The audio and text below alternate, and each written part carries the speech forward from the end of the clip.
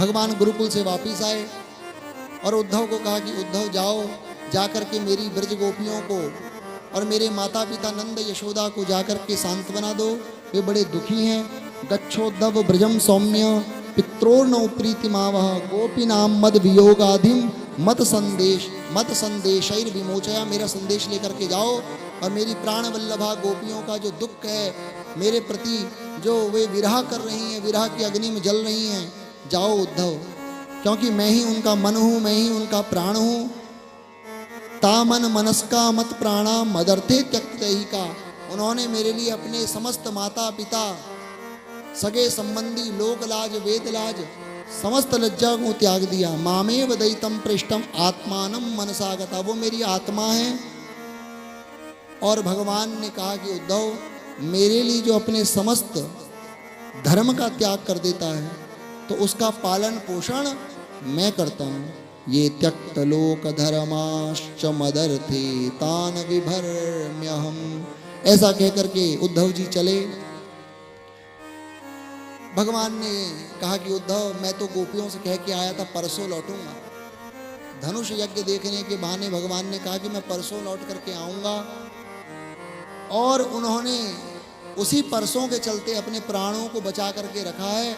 नहीं तो वे गोपियां कब तक, अब तक तो अपने प्राणों को त्याग दी होती, लेकिन अभी वो मेरी उस वाणी कि मैं परसों लौटूंगा वो उसका इंतजार कर रही हैं। उद्धव तू जाओ।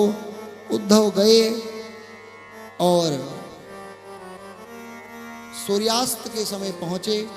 पहुंच करके नंद बाबा ने उनका ऐसे ही स्वागत किया, गले लगाकर जैसे मानो कृष्ण आया हो। नंदः प्रीत परिस्वज्य वासुदेवा धियार्चत। और फिर भोजितम परामन्नेन, बड़ा सुंदर सुंदर अन्न उनको दिया। और फिर रातों रात खूब उनकी बात हुई नंद बाबा की और उद्धव की।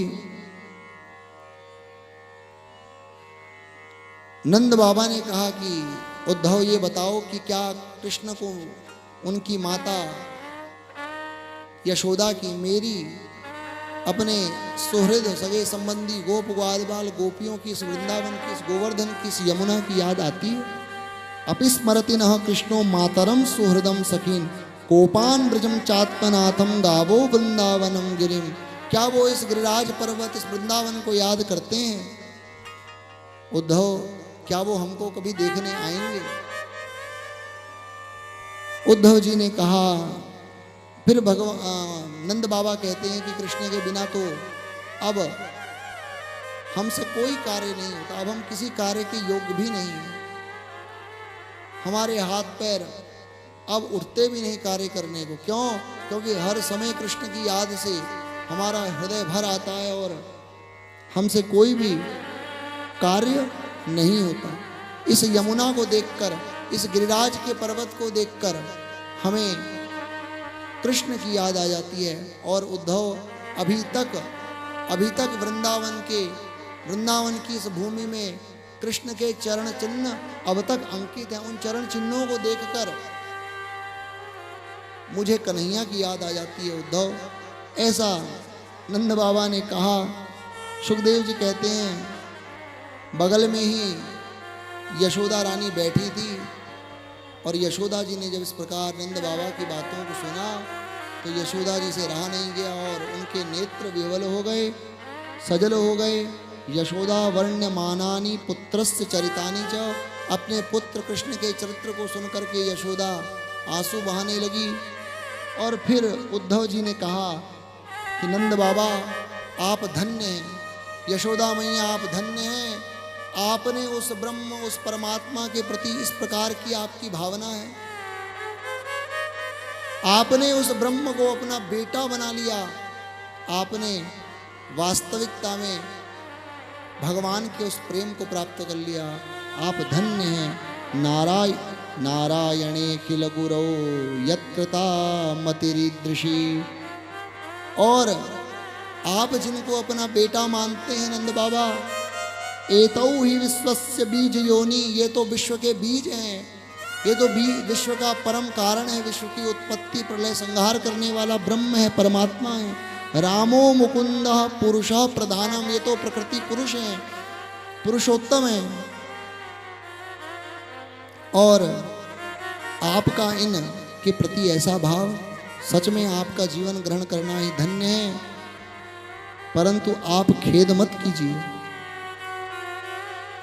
आपका ये जो पुत्र, आप जिसको पुत्र मानते हैं, ये तो चर अचर प्राणियों के भीतर विद्यमान है। ये अंदर बाहर सब जगह है। अंतर हृदय सभूतानाम आस्ते ज्योतिरैक वैधसी। जैसे हर लकड़ी, हर काष्ठ में अग्नि रहती है, उसको प्रकट करना पड़ता है। ऐसे ही कृष्ण बलराम आपके जो ये दो पुत्र हैं, वो तो सबके भीतर हैं। चराचर जगत के हर एक कण में वो विद्यमान है। ना उनका कोई माता है, ना कोई पिता है। उद्धव जी देखो कितना वेदांत झाड़ रहे हैं। कहते हैं उनका तो कोई माता ही नहीं, उनकी तो कोई पिता ही नहीं। न माता ना पिता तस्य न भार्या, ना उनकी कोई पत्नी है। नात्मीयो ना परश्चापी, ना उनका कोई अपना है, ना कोई उनका पराया है। सोचो,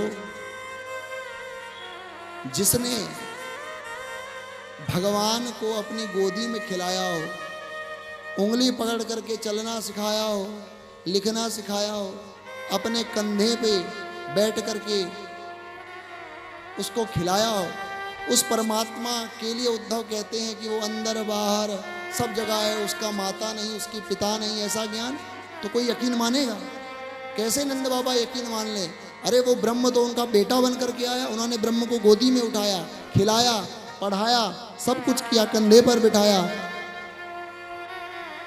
और आज उद्धव ऐसा ज्ञान दे रहे हैं।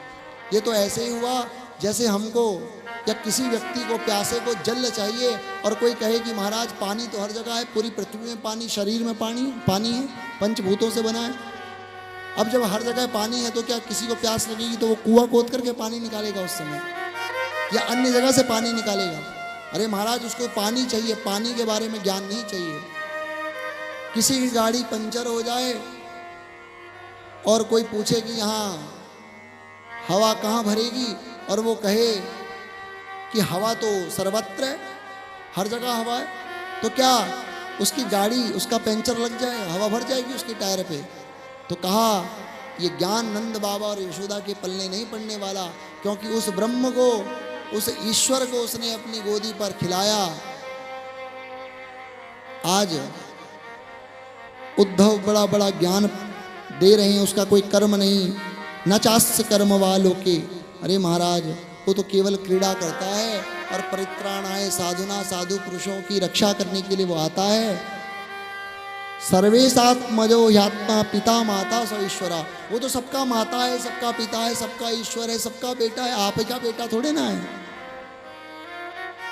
इस संसार में जो कुछ दिखाई पड़ रहा है, जो कुछ दिखाई नहीं पड़ रहा, क्या स्थावर, क्या जंगम, क्या अंडज, सब कुछ वो ब्रह्म, वो आपका बेटा, वो हर रूपों में विद्यमान है। दृष्टम श्रुतम भूत भवत भविष्यत स्थानुश्चरिष्णुर महदल्पकम च विना अच्युताद वस्तु तराम न वाच्यम। कोई वस्तु बिना कृष्ण के वस्तु है ही नहीं। उस वस्तु में कृष्ण है, तब वो वस्तु कही जाती है।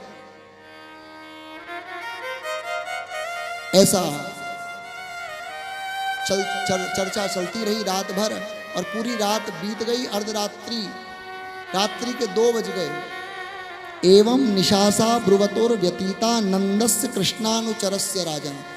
नंद बाबा और उद्धव के बीच इस प्रकार का जो बातचीत चलती रही, पूरी रात्रि बीत गई, और गोपियां जगी, और अपने डेहली पर उन्होंने दीपक जलाया, स्नान किया, अर्चन वंदन किया, और फिर दधि मंथन करने लगी। जब सूर्य उदय हुआ तो देखा कि नंद बाबा के महल के बाहर एक स्वर्णमय रथ है। तो उनको लगा कहीं अक्रूर तो नहीं आ गया, अक्रूर आगता किंबा, कहीं अक्रूर तो नहीं आ गया, क्योंकि अक्रूर के ही रथ पर सवार होकर के उद्धव जी आए थे।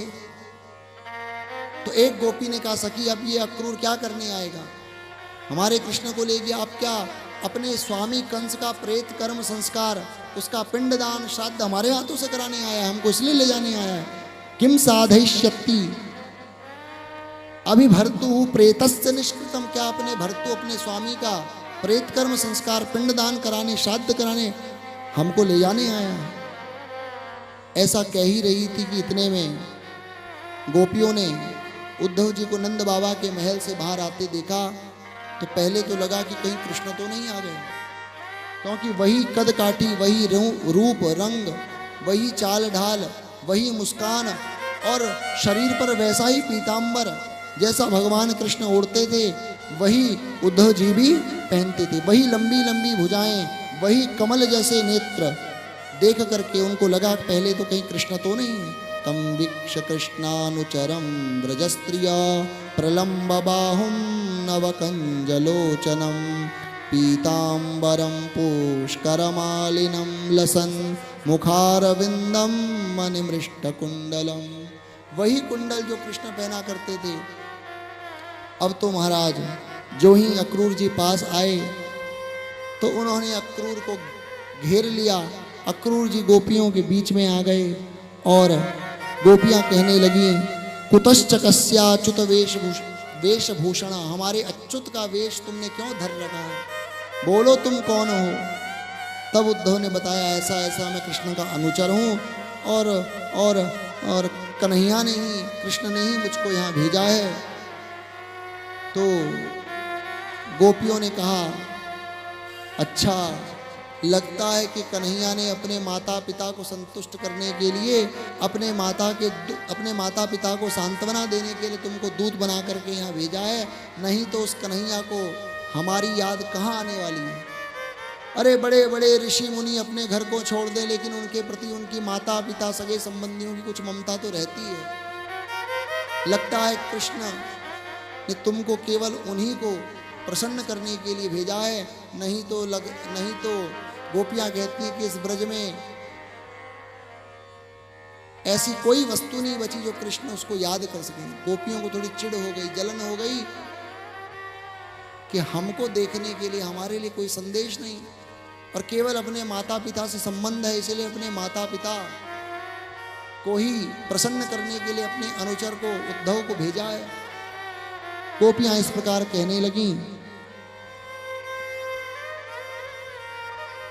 और गोपियों ने बड़े तर्क दिए। गोपियां कहती हैं, जैसे निरस्वम त्यजंती गणिका, गणिका अर्थात वैश्या धनहीन पुरुष का त्याग कर देती है। अगर उस पर धन नहीं तो गणिका के किसी काम का वो पुरुष नहीं रहता। निरस्वम त्यजंती गणिका अकल्पकम नृपतिम प्रजा, यदि राजा बेकार है किसी काम का नहीं तो प्रजा उसका त्याग कर देती है। और अधीत विद्या आचार्यम, आचार्य से विद्या प्राप्त करके गुरुकुल में पढ़ करके शिष्य गुरु जी को भी भूल जाते हैं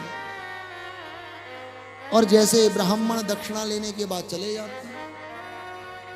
जैसे खगावीत फलम वृक्षा, खग यानी पक्षी उसी वृक्ष पर बैठते हैं जो फलदार होता है और फल नहीं तो उसको छोड़ करके भाग जाते हैं। और जैसे अतिथि घर में आकर अन्न खा करके भुक्त्वा चातितयो गृहम, उस घर से मेहमान के घर से चले जाते हैं। जैसे जारो भुक्त्वा रताम स्त्रियम, जैसे जार पुरुष कामी स्त्री का आनंद लेकर के उसको छोड़ देता है, ऐसे ही लगता है कि इस कृष्ण को अब हमसे क्या मतलब, क्या लेना देना। इसको जब हमसे स्वार्थ था तो इसने अपनी चेष्टाओं को पूर्ण कर लिया और अब हमारा त्याग करके हमको चला गया। इस प्रकार उद्धव जी से कहने लगी और फूट फूट करके महाराज रोने लगी। और रोते रोते तभी एक गोपी जो थोड़ी दूरी पर बैठी थी, वहीं वो गोपी कौन है तो कहा वो राधा रानी है। राधा रानी के सन्मुख उद्धव जी को ले गई और फिर एक मधु आया, मधु मतलब भौरा, और वो भौरा घुन घुन घुन घुन राधा रानी के चरणों में उनके मकरंद का रस पान करने लगा। उसी भौरे को निमित्त बनाकर इन गोपियों ने, राधा रानी ने उद्धव को सुनाया, खूब सुनाया। नाम नहीं लिया उद्धव का, लेकिन सुना तो किसको रही हैं, बोल तो रही हैं उस भौरे को, लेकिन उसके पीछे डांटने फटकारने का अर्थ है, सुनाने का अर्थ है उद्धव को। और इसी का नाम काचिन मधुकरम दृष्ट्वा ध्यायन्ती कृष्ण संगमम प्रिय प्रस्तापितम दूतम कल्पयिते अदम ब्रवीत। इसी का नाम है भ्रमर गीत। और ये भागवत का 5वां अंतिम गीत है, बड़ा मधुर गीत है। गोप्य उचु मधुपकी तव बंधो मा स्पृशांग्रिं सपत्न्या कुच विलोलितमाला कुङ्कुमश्मश्रुभिर्नः वहतु मधुपतिस्तन् मानिनीनां प्रसादं यदु सदसि विडम्ब्यं यस्य दूतस्त्वमीद्रे सकृदधर सुधां स्वां मोहिनीं पाययित्वा सुमनस इव सद्य तत्यजेस्मान् भवाद्रे परिचरति कथं तत् पादपद्मं तु पद्मा यपिबत हृतचेता उत्तमश्लोकजल्पै किमिह बहुषढङ्ग्रे गायसि त्वं यदूनां मधिपतिमगृहाणाम् अग्रतो न पुराणं विजयसख सखीनां गीयतां तत्प्रसङ्ग क्षपितकुचुरुजस्ते कल्पयन्तिष्टमिष्टः दिवि भुवि चरसायां का स्त्रियस्तद्दुरापा कपटरुचिरहास भ्रूवृजिम्भस्य यास्यु चरणरज उपास्ते यस्य भूतिर्वयं का अपि च कृपणपक्षे उत्तमश्लोकशब्दै विसृज शिरसि पादं वेद्म्यहं चाटुकारै रनुनय विदुषस्ते भेत्य दौत्यैर्मुकुन्दात्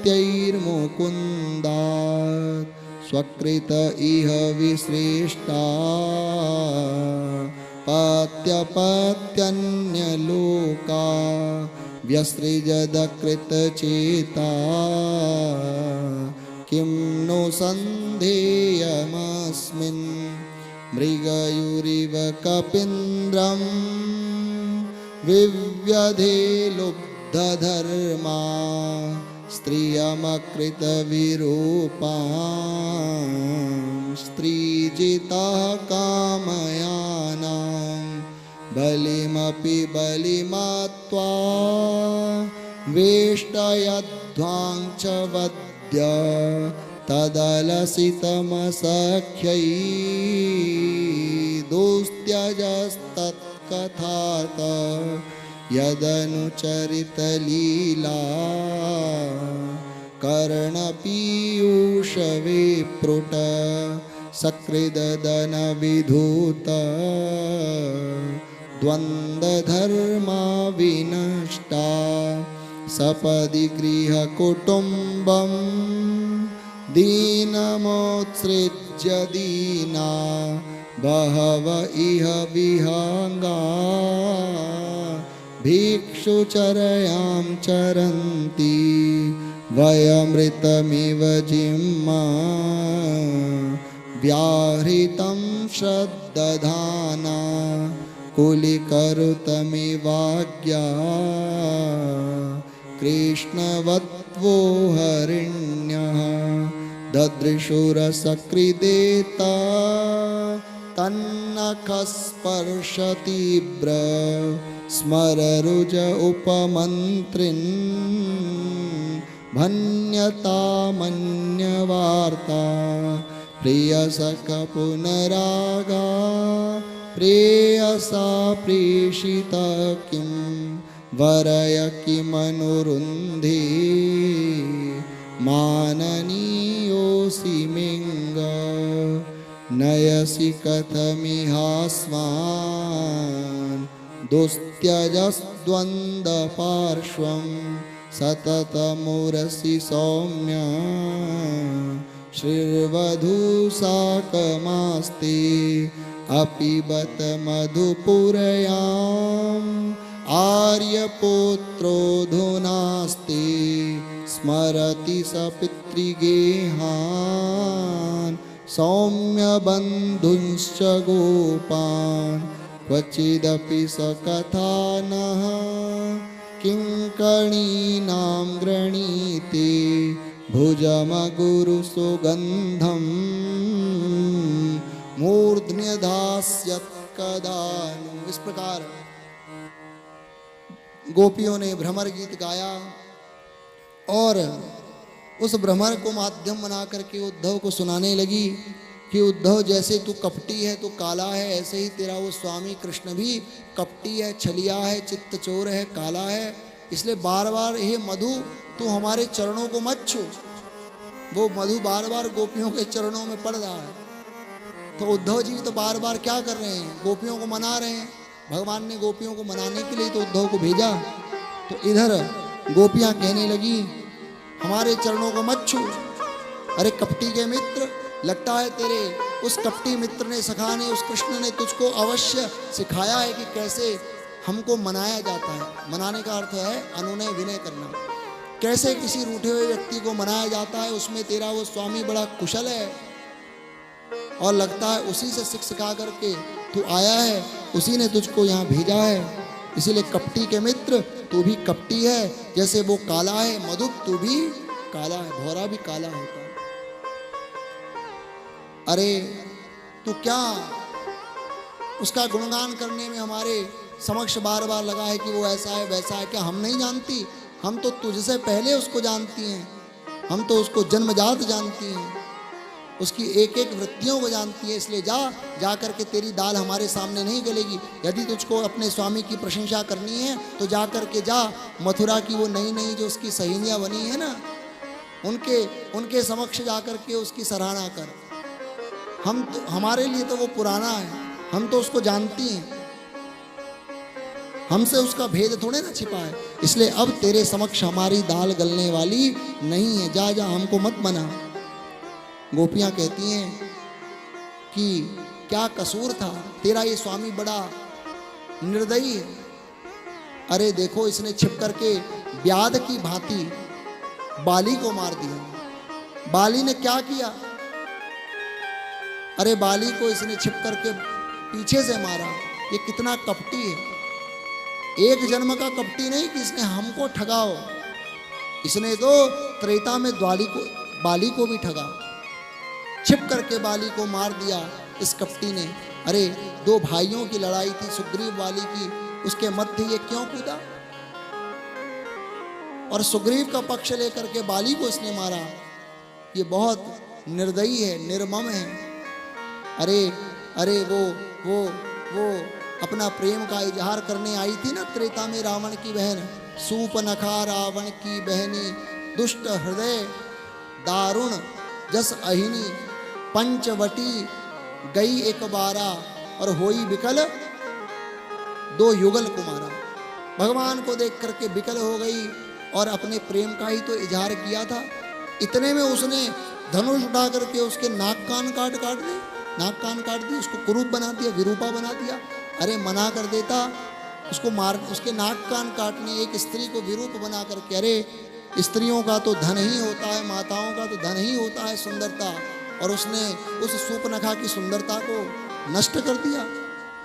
अरे उसने केवल बाली को ही नहीं, केवल सूर्पनखा के साथ ही छल नहीं किया, उसने तो सतयुग में बामन बन करके बलि का सब कुछ छीन लिया, बलि को राज्य लक्ष्मी से वंचित कर दिया, और बलि ने तो उसको सब कुछ दे दिया, फिर उसने बलि को वरुण पास से बांध दिया। सच में तुम्हारा स्वामी बड़ा अधम है, बड़ा निर्मम है, निर्मयी है। ऐसा जब उद्धव ने सुना, अब तो महाराज उद्धव समझ गए कि जिन गोपियों को मैं गवार समझ रहा था, जिन गोपियों को मैं गांव की देहाती स्त्री समझ रहा था, जो अनपढ़ हैं, वे गोपियां ये जानती हैं कि कृष्ण ही राम हैं, वे गोपियां ये जानती हैं कि ये कृष्ण ही वामन है। इसका मतलब गोपियां जानती हैं कृष्ण भगवान है, और मैं ब्रह्म का वेदांत का उपदेश कर रहा हूं कि भगवान है, इसका माता नहीं, इसका पिता नहीं, ये तो चराचर जीव सब में व्याप्त है। और महाराज गोपियों के चरणों में प्रणाम किया। उद्धव का अभिमान गोपियों ने अपने प्रेम के बाणों से नष्ट किया, और उद्धव जी कहने लगे, गोपियों तुम धन्य हो, तुम्हारा जीवन वास्तविक में कृत्य है, तुम्हारा ही देह धारण करना वास्तविकता में सफल है। अहो यूयमस्म पूर्णार्था भवत्यो लोक पूजिता, तुम तो लोक पूजित हो, संसार के द्वारा तुम वंदनीय हो, पूजनीय हो। वासुदेवे भगवती यासाम इत्यर्पितम मना, इस प्रकार उस वासुदेव कृष्ण में तुम्हारा मन इतना अर्पित है, इतना तन्मय। गोपियों सच में बड़े बड़े दान व्रत तप तीर्थ स्वाध्याय उस ब्रह्म को प्राप्त करने के लिए, उस ब्रह्म की भक्ति की प्राप्ति में ये सब साधन किए जाते हैं, तप जप स्वाध्याय ये सब, और तुमने तो केवल प्रेम के द्वारा उस ब्रह्म को अपने वश में कर लिया। गोपियों सच में तुमने तो समस्त साधनों का फल प्राप्त कर लिया। दान व्रत तपो होमो जपस्वाध्याय संयमी श्रेयोभिर्विविधिश्चान्ये कृष्णे भक्तिरहि साध्यते। और इस प्रकार उद्धव जी कहते हैं कि प्रभु मैं आपसे यही मांगता हूं कि इन गोपियों की चरणों की धूल आप मुझको बना दो, जिससे कि ये भगवान से उद्धव ने यही मांगा कि प्रभु आप वृंदावन की कोई लता पता, कोई झाड़ी, कोई गुल्म, कोई औषधि मुझको बना दो, जिससे कि जब भगवान की ये भक्त गोपियां जब मुझ पर मेरे ही बगल से निकलेंगी तो इनकी चरणों की रज, इनकी चरणों की धूल मुझ पर पड़ेगी और मैं पवित्र हो जाऊंगा। आसामहो चरणरेणुजुषामहं स्याम वृंदावनेऽपि किमपि गुल्मलतौषधीनां यादुस्त्यजं स्वजनमार्यपथं च हित्वा भेजुरमुकुन्द पदवीं श्रुतिभिर्विमृगयाम्। और बड़े बड़े ब्रह्मा लक्ष्मी शंकर को जिन भगवान के चरणों का ध्यान करते हैं, धन्य है गोपियां। भगवान ने वही चरण गोपियों के स्तनों पर, उनके वक्षस्थल पर धारण किए। जिस समय भगवान ने गोपियों के संग रास किया, उस समय भगवान ये गोपियों ने अपने हृदय की वेदना को मिटाने के लिए भगवान के चरणों को अपने स्तनों पर, अपनी छाती से इस प्रकार चिपटा लिया। अरे ये सुख तो लक्ष्मी को नहीं दिया, ब्रह्मा को नहीं दिया, शंकर को नहीं दिया। या वै श्रियार्चित मजादिभिराप्त कामैर् योगेश्वरैरपि यदात्मनिरासघोष्ट्यां कृष्णस्य तद्भगवतश्चरणारविन्दं न्यस्तं स्तनेषु विजहु परिरभ्यतामम्। अंत में उद्धव कहते हैं कि मैं बारंबार इनके चरणों की वंदना करता हूँ, इनकी चरण धूलि को प्रणाम करता हूँ। वंदे नंद ब्रजस्त्रीनाम पाद रेणु मभीष्णस। इधर आगे कथा आती है कि जरासंध ने 16 बार भगवान पर आक्रमण किया।